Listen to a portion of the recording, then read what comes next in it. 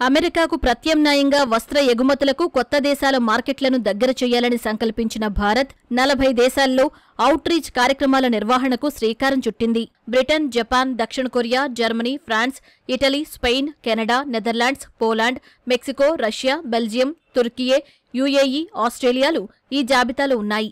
ఈ 40 దేశాల్లో నాణ్యమైన, నమ్మకమైన వస్త్ర ఉత్పత్తుల సరఫరాదారుగా నిరూపించుకోవాలని భారత్ లక్ష్యంగా పెట్టుకుంది.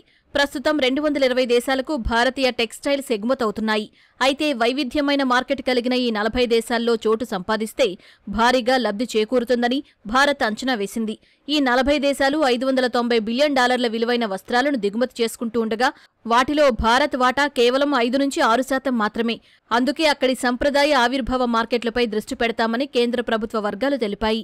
మార్కెట్ మ్యాపింగ్, హై డిమాండ్ ఉత్పత్తుల గుర్తింపు, సూరత్, పానిపట్, తిరువూర్, భదోహి వంటి ఉత్పత్తి క్లస్టర్ల అనుసంధానం ద్వారా తమ లక్ష్యాన్ని చేరుకోవాలని యోచిస్తోంది.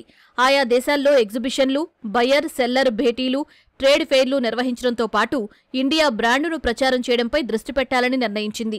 ఈ మేరకు ఉత్పత్తిదారులు, వ్యాపారులకు తగిన మార్గదర్శనం చేయాలని కేంద్రం తలపెట్టింది.